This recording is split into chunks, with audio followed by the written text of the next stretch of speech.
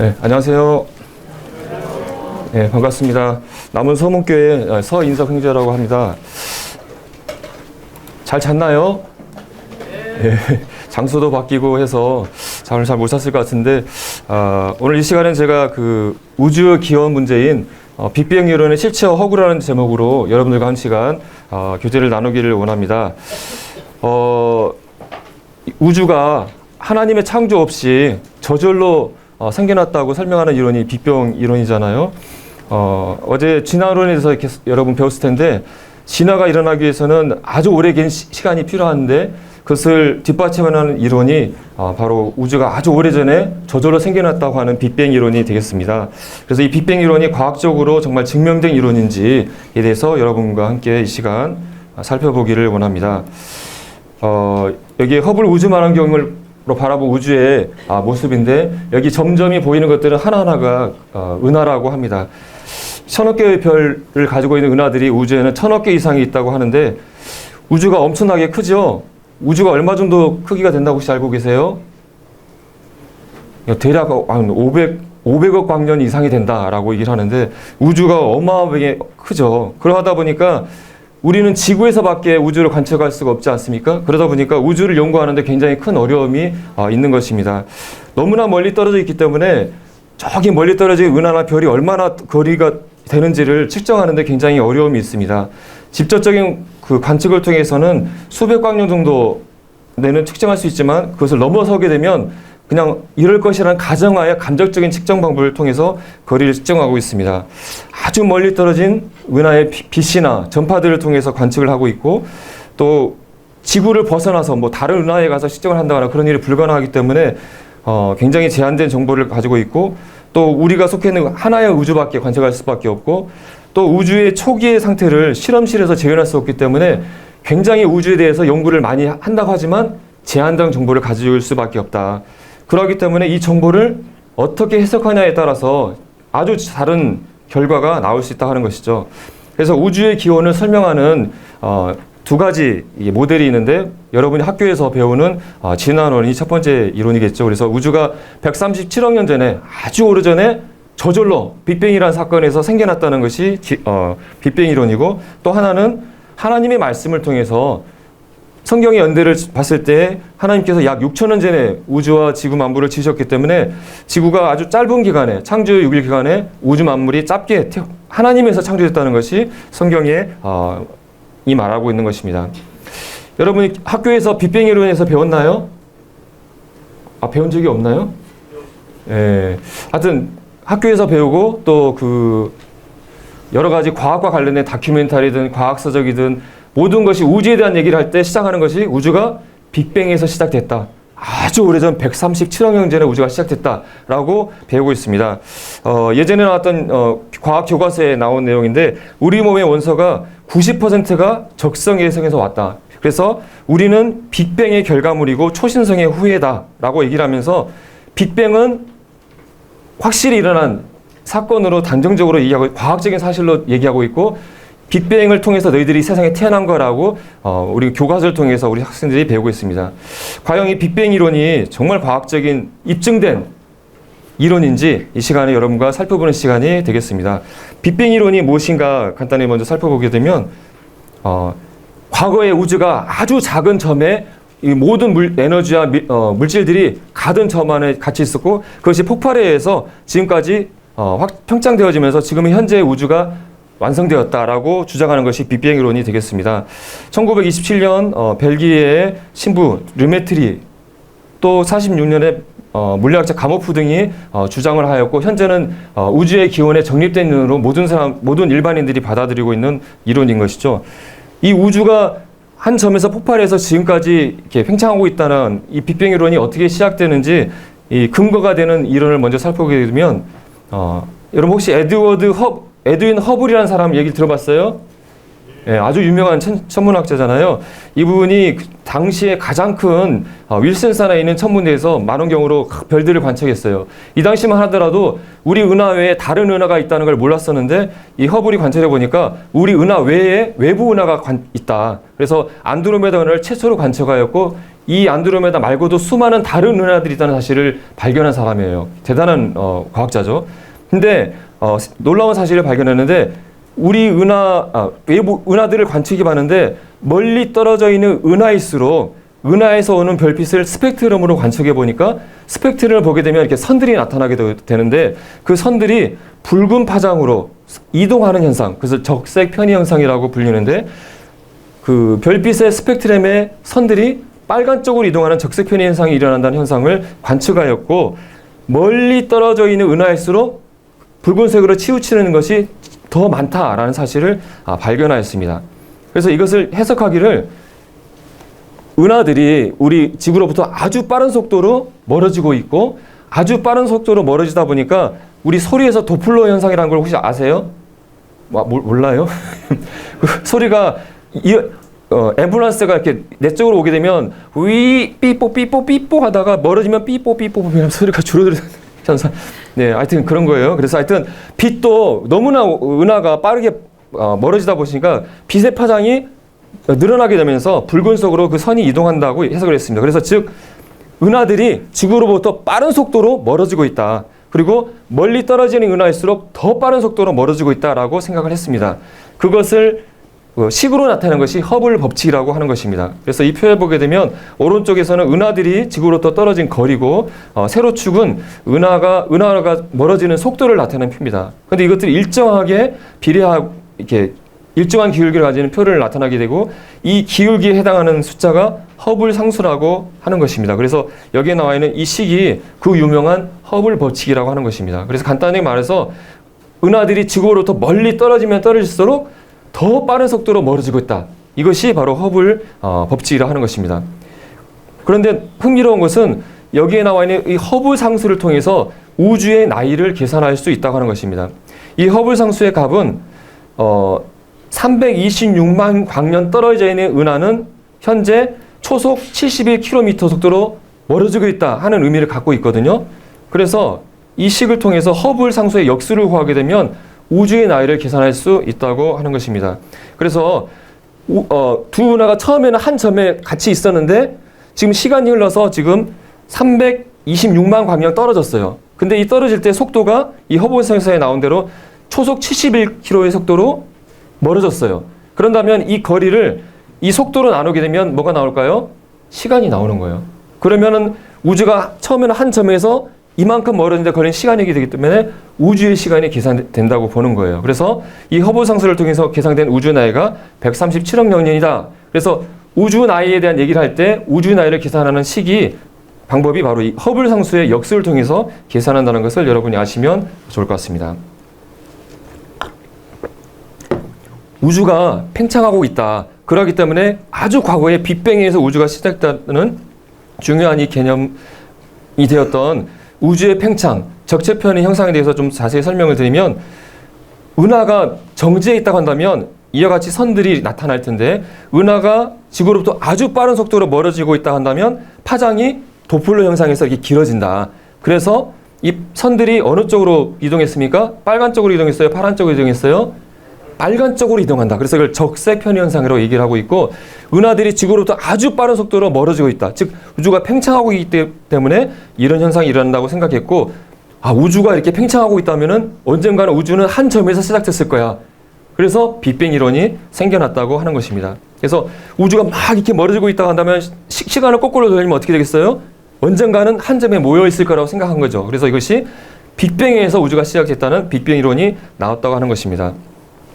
그리고 이 별들이랑 은하들이 막 서로 멀어진 것이 아니라 빅뱅 과학자들이 얘기하기는 우주가 팽창할 때 이 공간 자체가 팽창하고 있다고 얘기를 했습니다. 그래서 은하들이 우주의 한 중심을 통해서 멀어지는 것이 아니라 공간이 늘어나기 때문에 은하들이 서로 모두가 모든 방향으로 멀어지고 있다고 이렇게 생각을 했습니다. 그래서 우주는 특별한 중심이 없이 모든 방향으로 균일하게 팽창하고 있다라고 우주의 팽창에서 이해를 하고 있습니다. 그래서 이것은 이 빅뱅 이론, 우주론의 가장 중요한 원리인데 이것을 우주론 원리 또는 우주 원리라고 얘기를 합니다. 이것은 아주 중요한 원리이기 때문에 기억하시면 좋을 것 같습니다.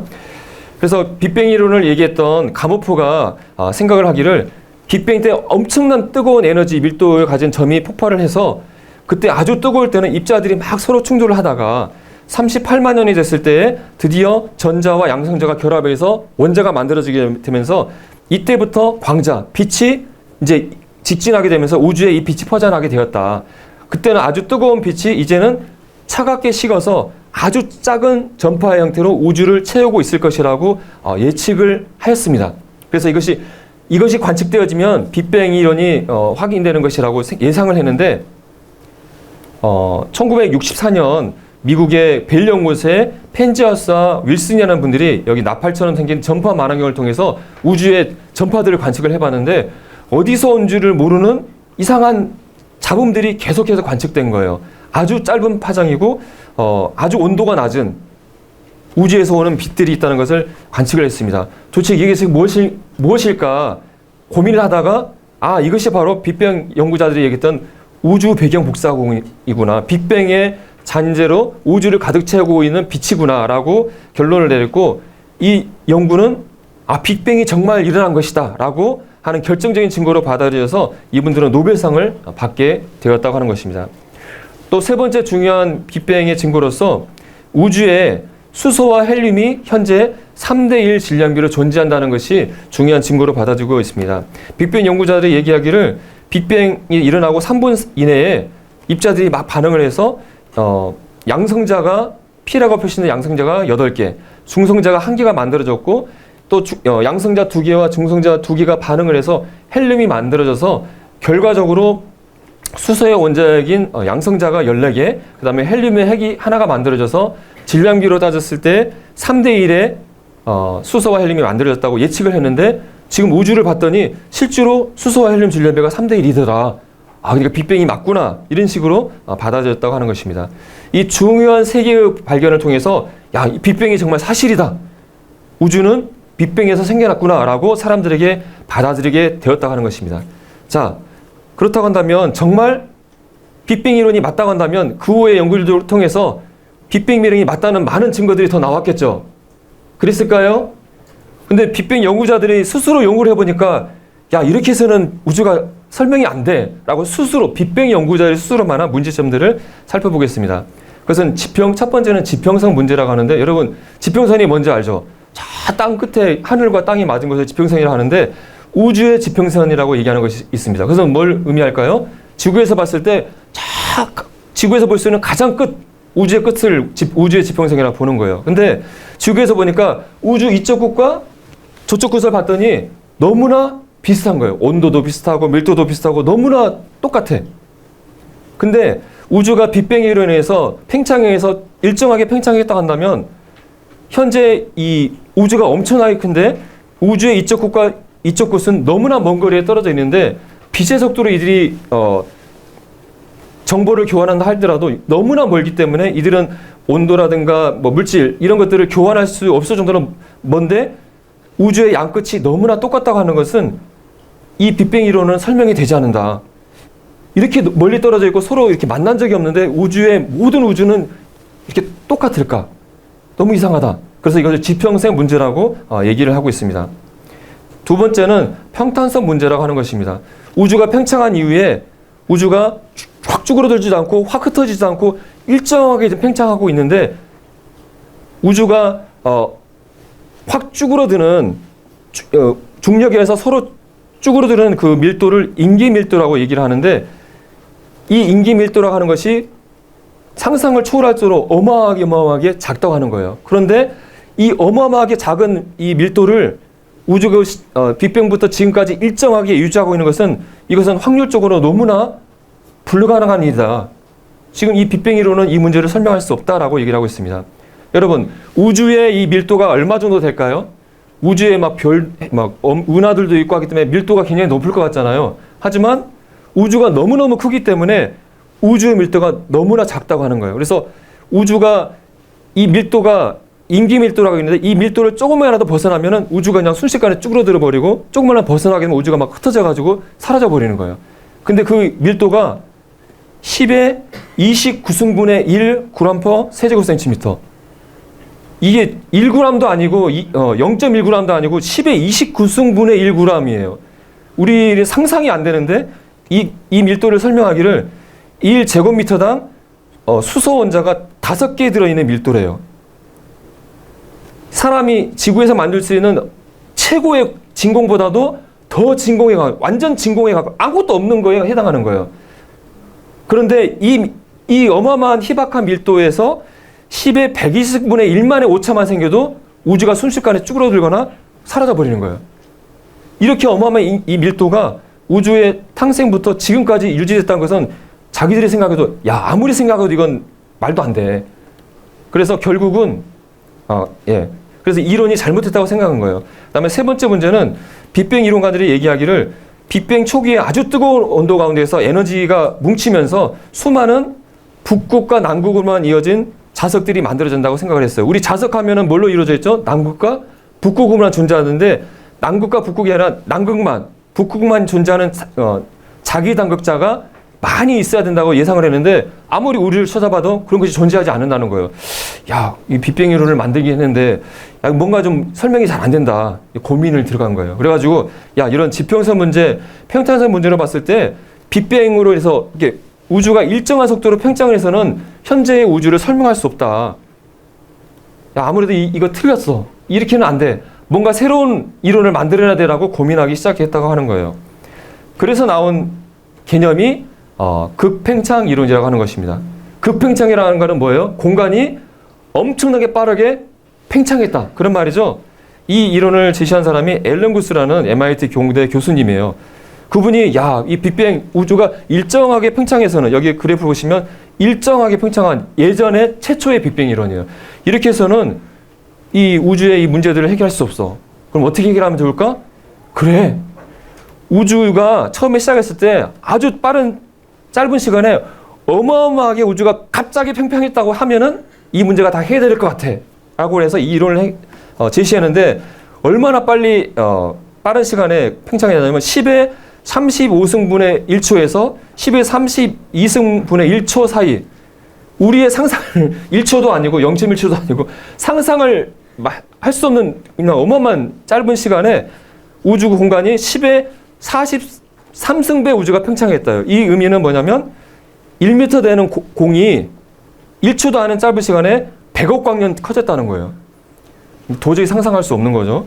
그리고 하여튼 이것이 우주가 원래의 하나의 힘이었었는데 4가지 힘으로 나눠지면서 그때 에너지가 방출되면서 퍼졌다라고 얘기를 했어요. 그래서 하여튼 우주가 어마어마하게 짧은 시간에 빛보다 빠르게 어마어마하게 갑자기 퍼졌다.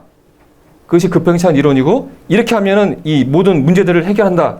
라는 의견을 제시했고 모든 사람들이 브라보 최고. 당신들 하면 모든 문제가 해결돼.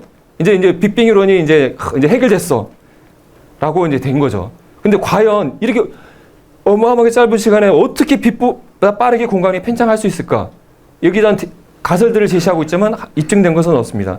그리고 이 빅뱅 이론을 해결할 이 놀라운 이 급팽창이 정말로 일어났다고 한다면 이 구스의 머리에서 이 이론이 나왔는데 이것을 뒷받침하려면 뭐가 있어야 되겠죠? 이 급팽창을 증명하려는 증거가 있어야 되겠죠. 그렇죠? 증거가 없이 이론만 얘기하면 이것은 아무런 의미가 없는 것이잖아요. 그런데 생각하기를 이 우주와 공간이 어마어마하게 빠르게 급팽창했다면 공간의 파장을 일으켜서 우주에 중력파가 남아서 우주의 중력파의 흔적이 있을 공간에 흔들리는 중력파의 흔적이 있을 것이다. 그리고 그 중력파가 앞에서 말씀드렸던 우주 배경 복사광에 영향을 미쳐서 배경 복사광의 빛이 틀어지는 현상이 나타날 것이라고 예상을 했고 남극에 이런 만환경을 지어놓고 관측을 했습니다. 그래서 빅뱅의 급팽창 때 여기 중력파를 표시한 그림이에요. 중력파가 우주를 채우고 있고 또 38만 년 때 우주 배경 복사광이 우주를 이 빛을 채우고 있는데 이 중력파들이 우주 배경 복사광에 영향을 미쳐서 이 배경 복사광의 파장 빛이 틀어지는 평광 현상이 일어날 거라고 예측을 했고 이것을 이 만환경을 통해서 관측을 했어요. 결과가 어떻게 됐을까요? 이 우주 배경 복사광의 그 평광 현상이 나타나 가지고 인플레이션의 증거가 발견됐을까 안 됐을까요? 여러분 어땠을 것 같아요? 발견이 됐다고 뉴스가 나왔어요. 2014년에. 태초의 우주 급팽창에 대한 직접적인 증거가 지금 드디어 포착됐다. 그럼 이게 어떻게 되는 거예요? 빅뱅 이론이 이제 증명이 된 거야, 안 된 거예요? 됐다. 오, 브라보. 이제 드디어 이제 빅뱅이 이제 입증됐다고 모든 사람들이 이제 찬사를 보낸 거죠. 여기 보면 세로 가로로 있는 선은 평광 현상이 일어나지 않은 빛이고 빨간색으로 표시된 파란색으로 표시된 비스듬히 되는 것들은 평광 현상에 의해서 우주 배경 곡선광이 틀어진 거예요. 이 데이터를 하버드와 스미소니안 센터에서 발표를 했어요. 자, 이게 이제 받아들이게 되면은 이 사람들은 뭐 받을까요? 노벨상 받는 거죠. 근데 저 유럽 연구팀에서 잠깐 축배를 마시기는 아직 이르다. 당신들 연구 틀렸어. 잘못된 거야 라고 이의를 제기했고 미국과 유럽팀이 함께 연구를 다시 데이터를 분석해 봤더니 중력파로 추정했던 파장은 우주의 먼지가 산란됐기 때문에 데이터를 해석을 잘못한 거라고 결론을 내렸어요. 그리고 논문을 철회해 버렸어요. 그렇다면은 이 빅뱅 이론이 잘못됐다는 것을 구원할 이 인플레이션의 증거가 있는 거예요, 없는 거예요? 사라져 버렸어요.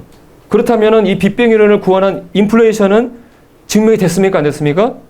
증거가 되지 않았고 빅뱅 이론은 아직까지 증명되지 않은 가운데 있다고 하는 것이죠. 자, 시간이 흐르면서 빅뱅 이론에 대한 연구들이 계속되면서 점점 어두운 소식들이 들려오게 됩니다. 자, 여기 보면 이 여자분은 베라 루빈이라는 여성 천문학자로서 은하의 별들의 회전에 대한 연구를 했어요. 그래서 예측을 하기를 은하 중심에 있는 별들은 빠르게 회전하지만 은하에서 멀어지는 별들은 여기서 빨간색으로 표시된 것처럼 회전 속도가 늦어질 것이라고 예측을 했어요. 근데 실제로 연구를 해봤더니 엉뚱한 결과가 나왔어요.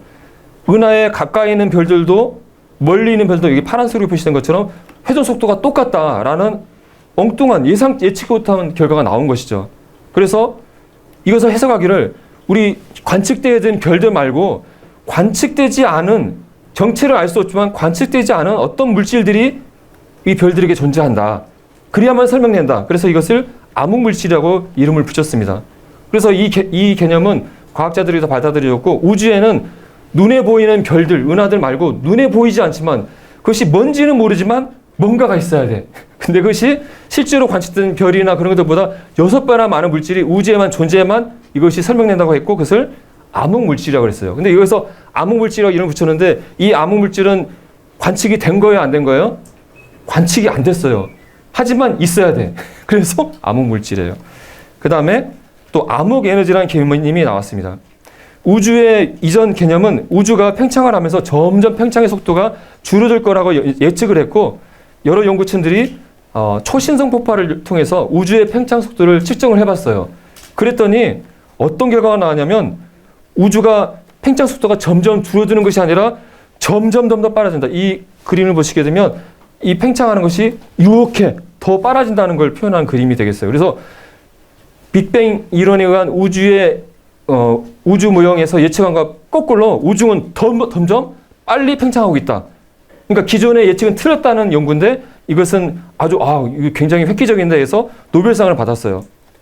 그런데 이 기존의 우주론으로는 우주가 점점 더 팽창하는 것에 대해서 설명을 하지는 못해요. 그래서 이것을 알 수 없는 미지의 힘이다라고 해서 암흑 에너지라고 이름을 붙였어요. 연구를 하다 보니까 기존의 우주 모형으로 설명을 할 수 없는 알 수 없는 물질들이 존재한다. 암흑 물질.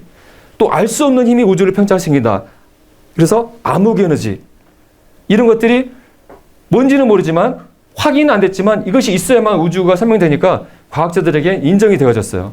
그래서 결론적으로 현재의 과학자들이 우주 연구자들이 밝히는 것은 현재의 우주 모형으로 설명할 수 있는 우주는 단지 몇 %라고 되어 있습니까?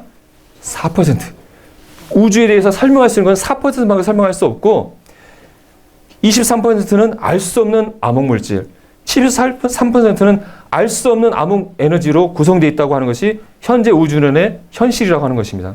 이분은 연세대학교 천문의학 교수님이에요. 아주 유명한 교수님, 천문학자인데 그분이 쓴 책에 이렇게 얘기했어요.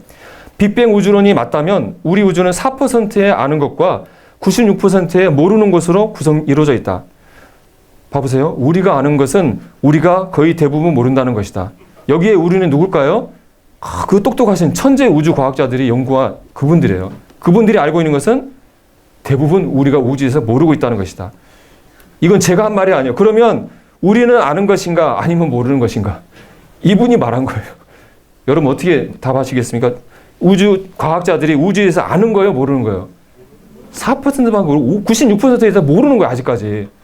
그런데 그걸 가지고 우주가 빅뱅에서 일어났다고 얘기하고 있는 거예요. 그리고 그것이 교과서에 과학자들이 과학적으로 증명한 이론으로 여러분에게 가르쳐지고 있다고 하는 것입니다. 우주의 기원에 대한 연구들을 정리한 것이에요. 뉴턴이나 아인슈타인은 우주는 움직이지 않고 정적으로 고정되어 있다고 생각했는데 허블이 우주의 먼 은하들을 봤더니 별빛이 붉은 쪽으로 편의되는 현상, 적색 편의 현상을 발견했어요. 이것을 우주가 팽창하는 것으로 해석을 했고 그것을 통해서 빅뱅 이론이 만들어졌어요. 그리고 우주를 잔잔히 채우고는 빛들이 있다. 우주 배경 복사광을 확인함으로써 야, 빅뱅이 진짜 일어났다라고 받아들이고 노벨상도 받고 야, 우주는 저절로 빅뱅에서 생겨났어 라고 이제 사람들에게 달려지고 교과서에서 실리고 이렇게 된 거예요. 근데 자신들이 연구를 해보니까 야, 이거 지평수 문제, 평탄도 문제 보니까 빅뱅이랑 이렇게 해서는 우주가 설명 안 돼. 뭔가 새로운 게 나와야 돼. 해서 뭐가 나왔다고요? 인플레이션이 나왔는데 인플레이션이 지금 확인됐어요? 안 됐어요? 안 됐죠? 그 가운데서도 야, 구스가 말한 인플레이션은 이거 이제 낡았어. 새로운 인플레이션이 나와야 돼요. 그래서 다른 과학자들이 새 인플레이션, 또 혼돈 인플레이션, 막 인플레이션 이론을 새로운 걸 말하는 거예요. 아니야, 이것도 틀렸어. 이제는 호킹 같은 과학자들이 우리 우주 말고도 10의 500승에 되는 어마어마한 우주가 존재해. 그 중에 한 우주가 우리 우주야라고 얘기하는 정말 확인할 길이 없는 다중우주선을 얘기하고 있고 또 어떤 과학자들은 인플레이션이 계속해서 반복하고 있어. 또 우주가 만들어졌다가 쭈그렸다가 만들어졌다가 쭈그렸다 주기적으로 우주가 만들어져. 과학적으로 도저히 확인할 길이 없는 이상한 얘기들을 과학자들이 얘기하고 있고 또 어떤 과학자들은 당신들 얘기 다 틀렸어. 그걸로 설명 안 돼.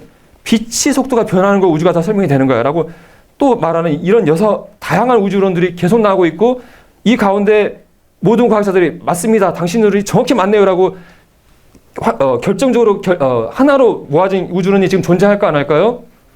아니에요. 지금도 여전히 우주론은 계속해서 바뀌고 있어요. 우주론이 나왔다가 이거 틀렸어. 또 새로운 우주론이 나오고 이것도 틀렸어. 또 나오고 계속 이러고 있다는 것은 뭘 의미하는 걸까요? 왜 이런 일이 일어날까요? 우주에서 우리가 알지를 못하기 때문에 계속 다른 생각들, 다른 이론이 나오고 있다고 하는 거예요. 빅뱅 이론은 입증되지 않은 가상의 것들에 근거한 이론이라는 사실을 여러분 꼭 기억하시기 바랍니다. 자, 이제 본격적으로 빅뱅 이론이 잘못되다는 것에서 여러분께 설명을 드리기를 원합니다. 여러분, 연력학 제1법칙이라고 들어봤어요? 어려운로 말하면 에너지는 다른 형태로 바뀔 수 있지만 결코 새로 만들어지거나 소멸되지 않는다. 뭐 이런 얘기지만 한마디로 아무것도 없는 무에서 어떤 것이 저절로 생겨날 수 없다고 하는 거예요. 여러분, 마술사들이 이 속에서 막 토끼 꺼내고 막 하잖아요. 마술이라고 하지만 정말 아무것도 없는 데서 갑자기 토끼가 나타난 거예요. 속여가지고 이렇게 숨겼다가 싹 꺼내는 거잖아요. 빅뱅에서는 아주 147억 년 전에 아무것도 없는 것에서 갑자기 뭐가 나타나서 우주가 생겼다고 얘기를 하는 거예요. 디스커버라는 과학 잡지에서 우주가 아무것도 없는 것에서 아무것도 없었는데 갑자기 어떤 것이 나타나서 폭발을 해서 우주가 생겼다는데요. 도대체 이게 어떻게 가능한가? 실제로 여러분이 과학책에서도 이렇게 얘기하고 있어요. 빅뱅 이전에는 무엇이 있었을까? 아무것도 없었는데 어떻게 이 최초의 물질과 에너지가 나타나서 폭발했는가? 그럼 이것은 어디서 왔는가? 과학자들한테 물어보면은 과학자들이 여기서 어떻게 답을 한다는 거예요? 우리는 여기서 답이 없습니다. 알 수가 없습니다라고 얘기하는 거예요. 빅뱅 이론이라는 것은 우주의 시작을 얘기하는 것이지만 정작 이것이 어떻게 시작했는지 답을 할 수가 없다고 하는 거예요. 또 두 번째는 여러분 여기에 어떤 쓰레기들이 있는데 여기에 큰 폭발이 일어나면은 여기에 있는 여러 가지 부품들이 하늘로 흩어지면서 막 서로 착착착 맞춰지면서 이것들이 정교한 비행기가 맞춰진다고 얘기한다면 그렇게 얘기하면 그 사람에서 어떻게 생각할까요? 정신 나간 사람이라고 생각하겠죠. 그러죠? 근데 빅뱅 이론은 이게 팍 폭발해가지고 시간이 막 지나면서 점점 정교하고 막 부품들이 만들어져서 비행기가 만들어진 것과 같다고 하는 이론이라고 하는 거예요. 여러분 연력학 제2법칙이라고 들어봤습니까? 간단히 말해서 모든 것들은 점점 무질서해진다. 모든 것들은 낡아지고 기능이 떨어진다는 거예요. 여러분이 산 새 핸드폰이 시간이 지나면 점점 진화해가지고 점점 좋은 핸드폰으로 진화합니까? 아니면 점점 기능 고장나가지고 이제 쓰레기에 버립니까? 여러분이 가진 모든 것들은 점점 낡아지고 그래서 나중에 버리잖아요. 그것이 자연 법칙이라는 거예요. 근데 빅뱅 이론은 시간이 지나면서 점점 더 좋아지고 더 정교해지고 더 복잡해지고 이런 것이 만들어진다고 하는 거예요. 그냥 복잡하게 생각하지 않고 연력학 제2 법칙만 하더라도 빅뱅 이론은 잘못된 일이라는 것을 생각할 수 있다고 하는 거예요.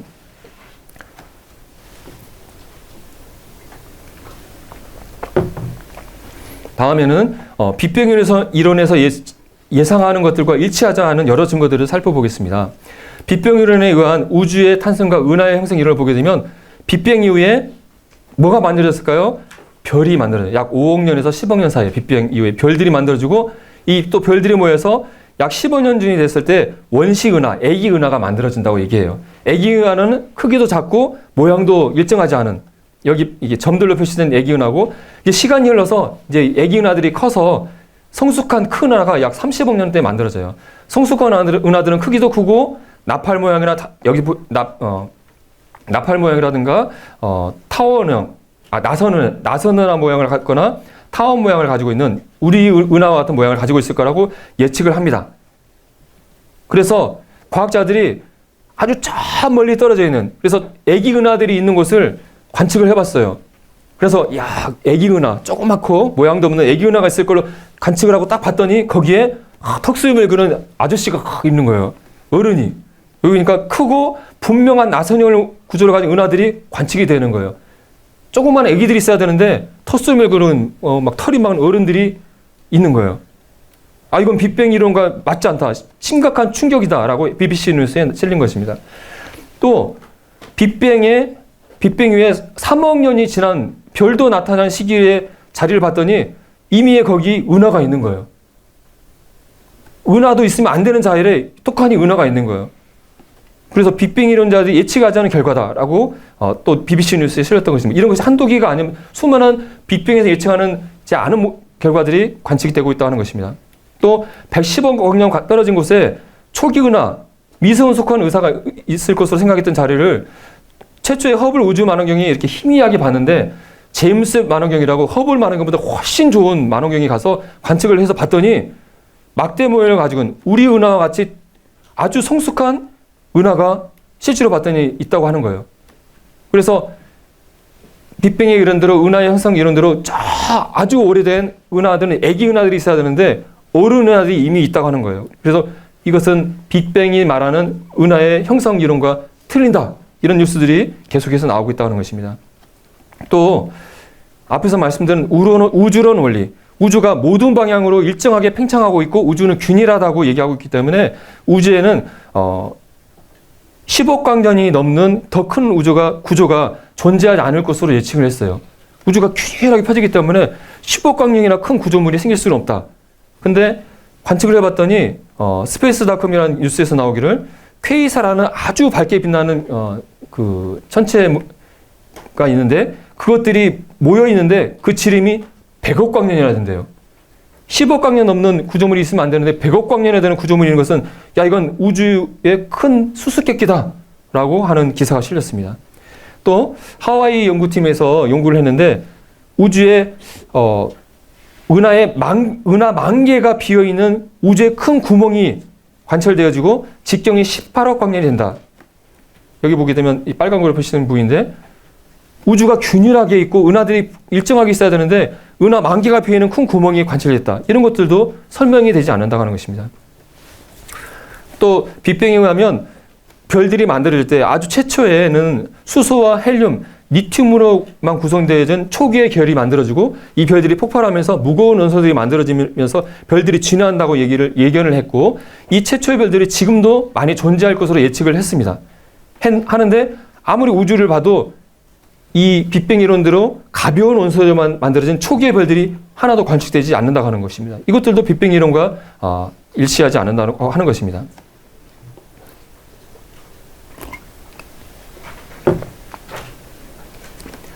다음으로는 앞에서 빅뱅의 근거가 되는 이론들을 세 가지를 살펴봤었는데 이 증거 자체도 정말 우주의 팽창, 빅뱅의 근거가 되는가에 대한 의문을 남기는 연구들에 대해서 살펴보겠습니다. 앞에서 우주가 팽창한다는 것을 그 허블이 뭘 관측했다고 했죠? 은하들이 뭐가 나타난다고요? 적색 편의 현상이 나타난다고 했죠. 그리고 이 적색 편의 현상을 어떻게 해석했다고요? 은하들이 지구로부터 아주 빠르게 후퇴하고 있다. 이게 우주의 팽창의 증거라고 얘기했고, 그래서 이 은하들의 적색 편의 현상, 그리고 적색 편의 값을 가지고 이제는 이 은하가 얼마나 지구로부터 멀어졌는지 거리의 지표로 현재 사용되고 있습니다. 그래서 적색 편의 값이 아주 크면은 지구로부터 훨씬 더 많이 떨어져 있고, 적으면 지구로부터 가까운 것이죠. 근데 이 할톤 알프라는 과학자가 평생을 바쳐서 연구를 했었는데, 어떤 연구를 했냐면 은하와 앞에서 말했던 퀘이사라는 것이 서로 연결되어 있는 것들을 연구를 했어요. 이런 은하와 퀘이사가 여기 보면 이 선이 보여요. 이런 선으로 연결되어 있는 것들을 수만 건을 연구를 했어요. 그래가지고 이 할톤 알프가 생각하기를, 야, 이 퀘이사라는 것은, 이 퀘이사라는 말자가 별처럼 생겼다, 이런 뜻을 가지고 있는데, 어떤 특징을 갖고 있냐면 아주 밝고 아주 높은 적색 편의를 가지고 있어요. 적색 편의가 높다는 것은 지구로부터 아주 많이 떨어져 있다는 얘기죠. 그래서 일반적으로 이 퀘이사는 아주 저 멀리 떨어져 있는 옛날 은하의 핵일 것이라고 추정을 하고 있는데, 할톤 알프가 봤더니 이 퀘이사가 비교적 가까이 있는 은하와 같이 연결되어 있다. 그러기 때문에 이 퀘이사는 우리로부터 아주 멀리 떨어진 것이 아니라 은하에서 만들어져서 은하 곁에 있는 것이다라고 주장을 했습니다. 평생 이것을 연구를 했어요. 그래서 많은 논문도 냈고 책도 냈어요. 자, 이 은하와 퀘이사가 어떤 적색 편의를 가지고 거리를 계산하게 되면은 이 은하는 1억 700만 년 광년 떨어졌다고 계산되어지고, 퀘이사는 아주 높은 적색 편의를 가지고 있기 때문에 계산되어진 거리는 12억 광년이라고 계산이 되어집니다. 자, 여러분, 약 2억 광년 은하가 떨어져 있고 12억 광년 떨어져 있다면 이 둘이가 같이 연결될 수 있어요, 없어요? 연결될 수가 없는 거잖아요. 근데 할톤 알프는 이 연결된 선을 보게 되면서, 아니야, 이 둘은 이 멀리 떨어진 게 아니라 같이 있는 거야 라고 주장을 했다고 하는 거예요. 그래서 더하는 과학자들은 말도 안 돼, 당신의 이 관측은 그냥 이게 겹쳐 보이는 것처럼 보이는 거지 그거 잘못된 거라고 받아들이지 않았다고 하는 것입니다. 그런데 할톤 알프는 이 한두 개가 아니라 수많은 관측을 통해서 이 퀘이사 은하는 분명히 연결돼 있어, 죽을 때까지 이걸 주장을 했다고 하는 거예요. 만약에 이 퀘이사 은하가 연결된 것이 사실이라면은 어떤 문제가 될까요? 이 빅뱅 이론의 근거가 되는 것이 은하가 적색 편의 현상을 보인다. 이 적색 편의 현상이 일어나는 것은 은하가 빠르게 팽창하면서 후퇴하기 때문에 적색 편의 현상이 일어나는 것이고, 그것을 근거로 해서 적색 편의 값을 통해서 이 은하의 거리를 좀 추정하고 있는데, 적색 편의 값을 추정된 거리가 다른 퀘이사와 은하가 같은 거리에 있다고 한다면 이 예측이 틀렸다는 것을 얘기하는 거잖아요. 즉, 이 적색 편의 값은 우주가 팽창한다는 것이 아니라 그냥 이 퀘이사나 은하가 갖는 그냥 특별한 고유한 특정한 값일 가능성이 있게 되고, 그렇다면 우주가 팽창하고 있다는 전제 자체가, 즉 우주가 팽창하고 있고 그로 인해서 빅뱅이 일어났다는 근본적인 이 빅뱅 이론이 틀렸다는 것을 의미하기 때문에 이 할톤 알프의 연구는 굉장히 그 충격적인, 이게 빅뱅 이론자를 봤을 때 받아들일 수 없는 이론이라고 하는 것입니다. 이 할톤 알프의 연구가 정말 맞는지 틀린지를 알려면 가장 좋은 건 어떤 것일까요? 줄자를 가지고 지구부터 퀘이사까지 잘 재고 은하까지 재가지고 진짜 거리를 알면은 누가 많은지 알 수 있지만, 앞에서 제가 설명드렸지만 우주를 연구하는데 문제가 되는 게 뭐라 그랬어요? 우주가 너무 크기 때문에 거리를 제대로 측정할 수 없어요. 그래서 지금 이 퀘이사가 12억 광년 멀어졌고 은하가 1억 700만 광년 떨어졌다고 얘기하는 것은 무엇을 통해서 과학자들이 얘기하는 거예요? 적색 편의 값을 가지고 추정하는 거예요. 이것은 가정에 의한 추정이기 때문에 정말 이것이 어떤 것이 맞는지 현재로서는 알 수가 없다고 하는 거죠. 어쨌든 간에 이와 같이 적색 편의로 인해서 우주가 팽창했다는 빅뱅 이론이 만들어졌는데, 이것 자체가 애초에 틀렸다고 생각하는 할톤 알프의 연구가 있다는 것을 여러분에게 소개를 드립니다. 그 다음은 미국의 아리조나 대학의 교수였던 티프트와 칵이 이 은하들의 적색 편의 값을 연구를 하고 분석을 해봤어요. 자, 우주론 원리가 뭐라 그랬죠? 우주는 중심도 없이 일정하게 균일하게 팽창하고 있다. 그렇다 한다면 은하의 적색 편입값을 이렇게 은하의 거리들을 측정해 보면 어떻게 결과가 나올까요? 은하들이 지구 주변에 막 불규칙하게 막 흩어져 있어야 되겠죠. 맞습니까? 그런데 이분들이 은하들의 적색 편입값을 연구를 해봤더니 이상하다.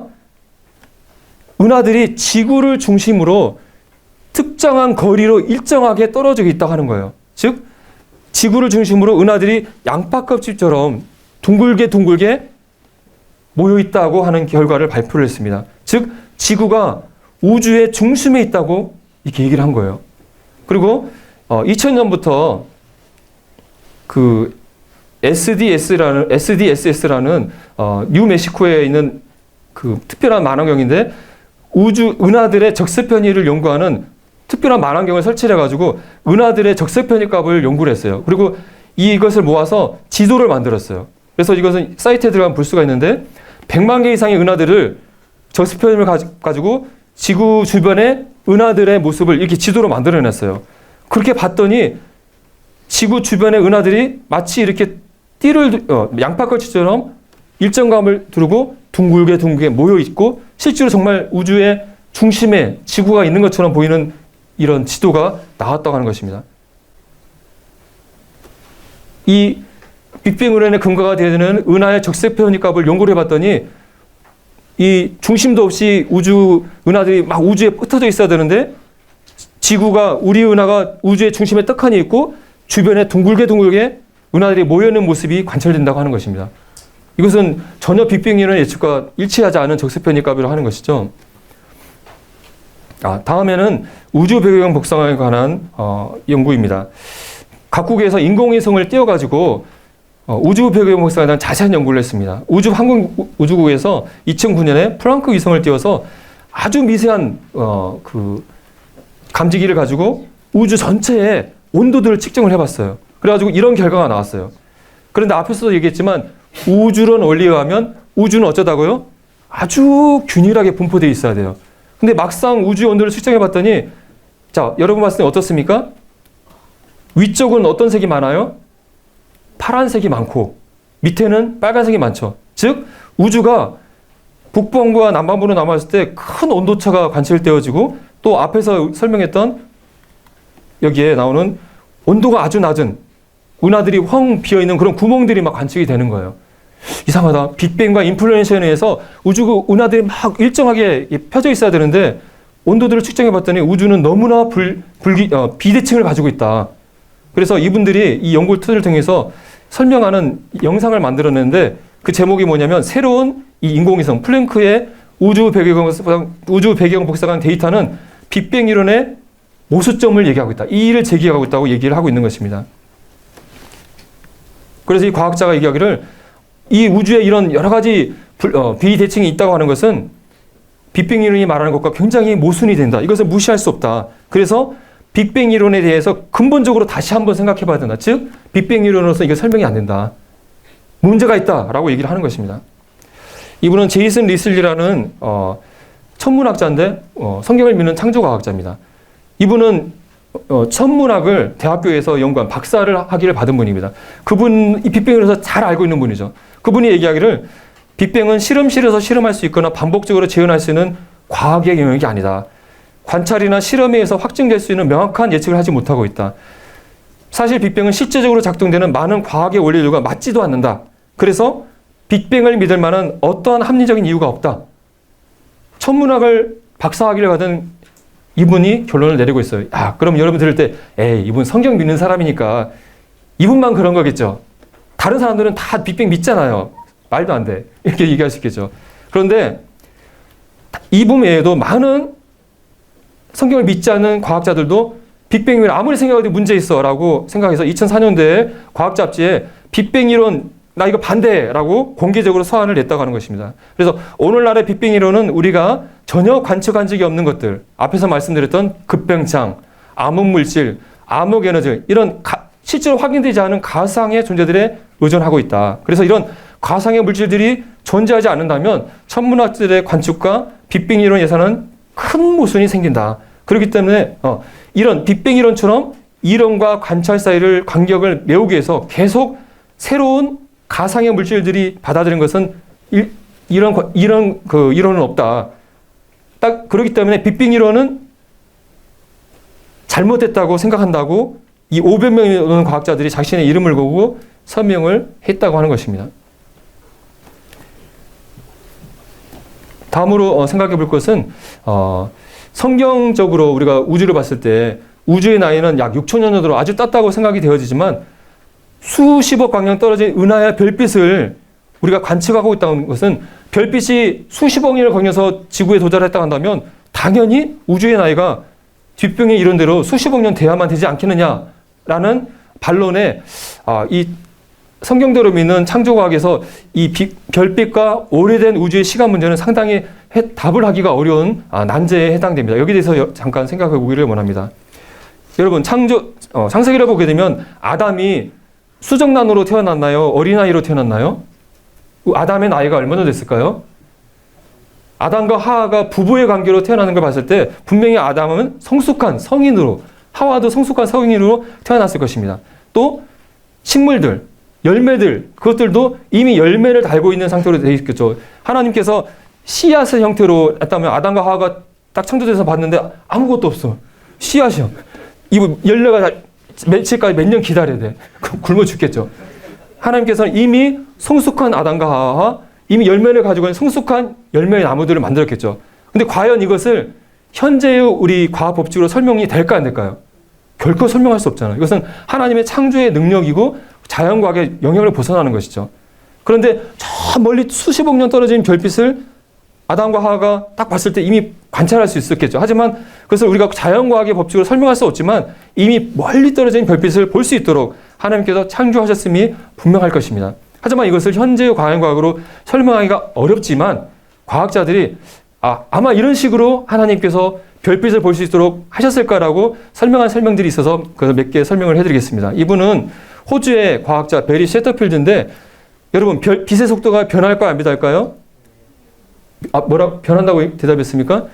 빛의 속도가 변하지 않는다고 우리가 받아들이고 있죠. 근데 이분이 빛의 속도를 측정한 160차례의 측정 연구들을 살펴봤더니 빛의 속도가 최근에 급격하게 줄어들었다는 사실을 발견하면서 계산식을 이렇게 계산을 해봤더니 6천만 년도로 시간을 거슬러 가게 되면 빛의 속도는 아주 무한대로 빨랐을 거라고 이렇게 이분은 얘기를 했어요.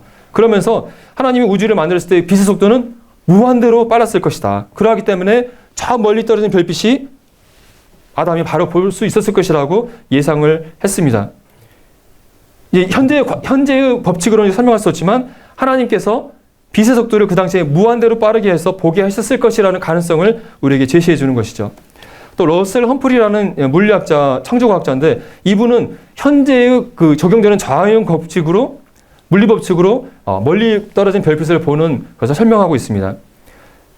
하나님께서 여러 말씀에 보면 하늘을 창조하시고 이것을 펼치셨다라는 말씀들을 험프리는 보게 되면서 원래 이 지구와 우주는 원래 가까이 있었는데 하나님께서 빅뱅에서 말한 것처럼 이것을 창조하시고 이렇게 팽창하도록 펼치셨다고 생각을 했습니다. 그리고 당연히 지구는 우주의 중심에 있었을 거라고 가정을 하게 되는 것이죠. 그래서 은하와 이 지구가 아주 가까이 모이게 되면은 이 지구에 엄청난 중력이 모이게 됐죠.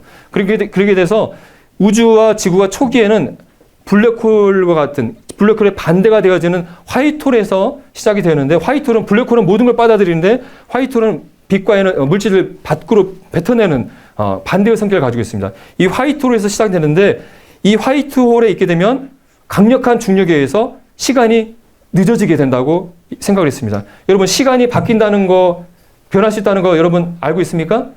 아인슈타인의 상대성 법칙에 의하면 강력한 중력에 들어가게 되면 시간이 거의 멈춘다고 이건 이미 알려지고 있는 상황입니다. 근데 화이트홀에 엄청난 중력 안에 들어가게 되면 시간이 거의 멈추게 되는 거예요. 그런데 하나님께서 은하들을 펼치게 되면 멀리 떨어지는 은하부터 이 화이트홀을 벗어나게 되면서 시간이 멈췄던 것이 풀리면서 시간이 흘러가지만 맨 마지막에 지구가 창조 6일이 끝나면서 화이트홀에 나오게 되면서 지구는 화이트홀에 머물게 되면서 지구에서 하루 이틀이 지나갈 때 다른 은하에서는 수십억 년의 시간이 흘렀을 것이라고 설명을 하는 거예요. 이것도 하나의 이론이지만 어쨌든 하나님이 이런 방식으로 먼 별빛을 지구에 보게 할 수 있을 것이라고 생각해 볼 수 있는 것이죠. 하여튼 여기에 있는 우리 학생들 가운데 훌륭한 천문학자가 나와서 이런 문제들을 성경적 과정에서 설명할 수 있으면 참 좋을 것 같습니다. 자, 이 시간 여러분들에게 빅뱅 이론에 대해서 설명해 봤습니다. 자, 빅뱅 이론은 관측과 실험으로 확인이 됐다고 그랬습니까? 아니죠. 또 빅뱅의 증거들이 빅뱅에 오히려 반대되는 해석이 가능한 것을 살펴보았습니다. 또 중요한 인플레이션 증거가 확인이 됐습니까? 안 됐습니까?